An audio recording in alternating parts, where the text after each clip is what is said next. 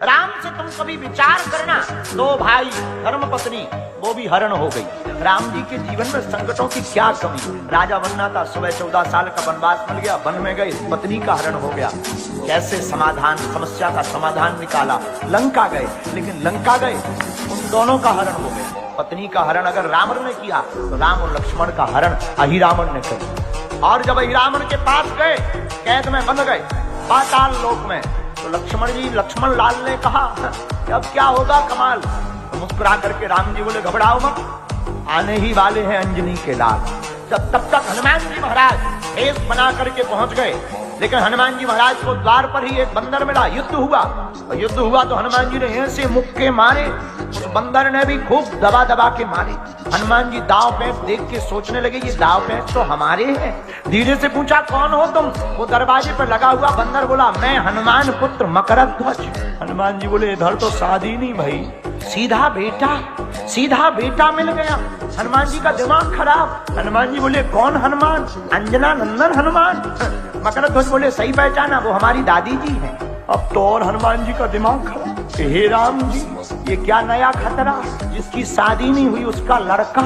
धीरे से पूछा एक बात बताओ, तुम हनुमान जी के हो? पूंछ पकड़ के मकरध्वज बोले हमारी पूंछ देखो। हनुमान जी बोले एक बात बताएं बेटा। बोले बताओ। बेटा क्यों कह रहे हो? मकरध्वज बताओ जिनका तुम नाम ले रहे हो वो हम ही हैं हनुमान जी। लेकिन हमें आज तक समझ में नहीं आया कि इधर आज तक और आप कहाँ। तब फिर मकरध्वज ने पूरी कहानी बताई।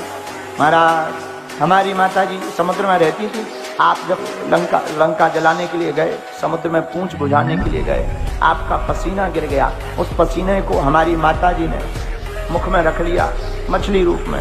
महाराज उसी से हमारा शरीर प्रकट हुआ। हनुमान जी को तब संतुष्टि हुई कि ठीक है। हनुमान जी बोले तुम हमारे बेटा, हम तुम्हारे बाप। एक बात बताओ राम जी कहाँ है? मकरध्वज बोले हम गुनाह नहीं कर सकते, हम जिसके यहाँ सिक्योरिटी गार्ड में लगे उसके साथ धोखा नहीं कर सकते। हनुमान जी बोले बाप के साथ कर सकते हो, उसके साथ नहीं कर सकते क्या? बाप के साथ कर सकते हो? मकरध्वज बोले नहीं महाराज।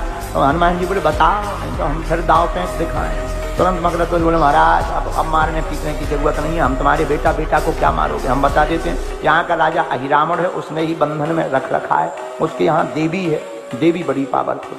कैसे बचें? 5 दीपक जल रहे, 5 दीपक जो एक साथ बुझा देगा वही अहिरावण का वध कर पाएगा, वरना बड़ा बलवान है।